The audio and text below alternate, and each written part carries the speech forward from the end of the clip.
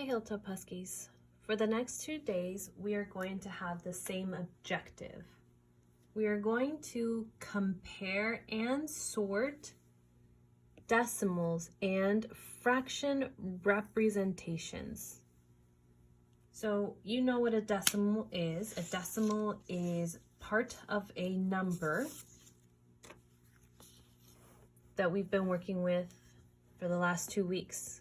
This part is a whole number. This part after the decimal point represents part of a whole number, and this makes it a decimal. We also know that fractions, like this fraction here, is the same thing as a decimal because it represents just part of a number. The fraction here is representing the 4/10 from this decimal. Other fraction representations that you've been working with is a number line. It's also looking at base 10 blocks.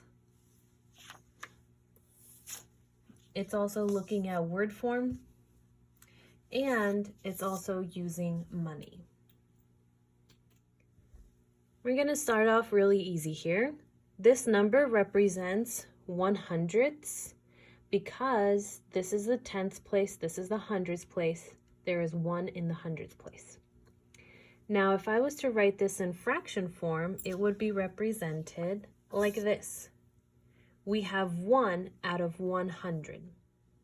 Another way to represent this number with a base 10 block is like this.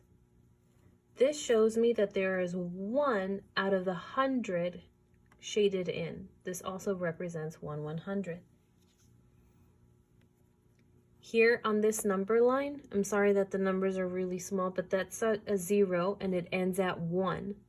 Notice that these lines in the middle are here. These are called divisions, and you practiced with them yesterday in the game that you tried online. So if you count the divisions, it starts at 0. There's 1, 2, 3, 4, 5, 6, 7, 8, 9, and then the 10th one is one whole number. That's because, remember, numbers and place values are in groups of 10. So it takes 10 groups of 10 to make one whole. And in this number, 1/100 is really, really small. So that's why the dot is really, really close to the 0 right here. And finally, thinking about money, 1/100th of a dollar is a penny.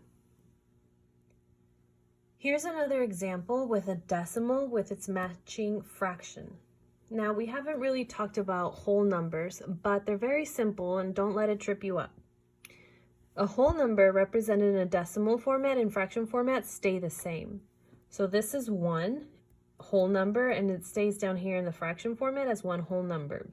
The only thing that you really need to focus on is the decimal portion here and how it converts into a fraction. Here we have 4/10. That means that there are 4 groups of 10. That's why it's 40. And you can represent it in a fraction format as 40 out of 100. These two, remember, represent part of a whole number. So we have 1 and 4/10 or 1 and 40/100. So it sounds different because there are 2 different ways to actually identify this number.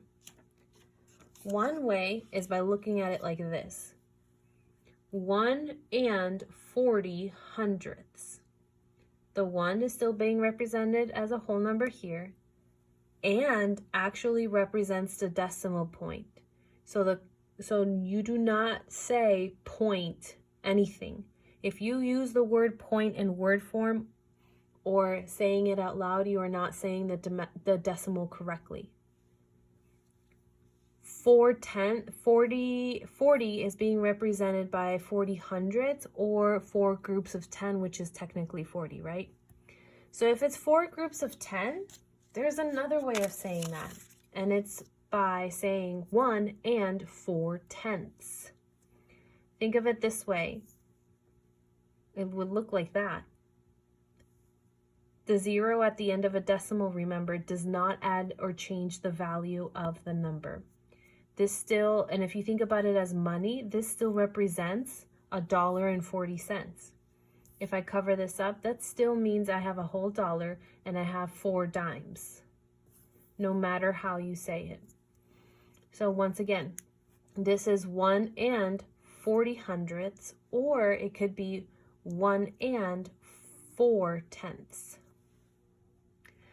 So here we have the decimal 1 and 40 hundredths being represented as a fraction using the hundredths place value, 1 and 40 hundredths, or we can represent this number by thinking about it as 4 groups of 10, which is 1 and 4 tenths, which is like this here. All of these have the same value. They are all equal to each other. Let's look at the base 10 block as an example. In this base 10 block, we can see that 1 all colored in represents 1 whole. So this is for the 1, and here we have 4 rows colored in. So you can think of it as the 4 rows, or you can think of as the 40 individual tiny little squares that also represent 40 hundredths. Either way, you're still getting the same value. It's the same number. It's the same amount. We looked at different representations of 1 and 40 hundredths. Now let's look at a number line. This number line here starts at 0 and it ends at 2. Between 0 and 2 is the number 1. Now this bright black dot here is representing where 1 and 40 hundredths should land. If you're unsure where to put decimals on a number line, think of creating your own divisions on the number line. For example, if I think of these numbers as money, between $0 and $1, well, halfway to a dollar is 50 cents. And I know that as a decimal, 50 cents looks like this. What's halfway between 1 and $2? Well, probably $1.50.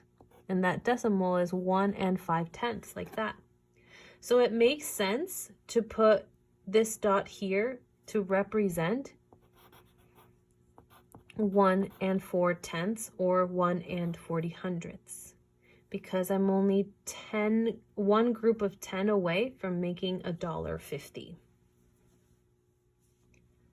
So remember, our goal for today and tomorrow is to compare and sort different ways of decimal representations. So you will have text boxes to click and drag around to create groups and match. And you have to think about how those numbers match within decimal form, in word form, and fraction form, either number line, base 10 blocks, or even with money.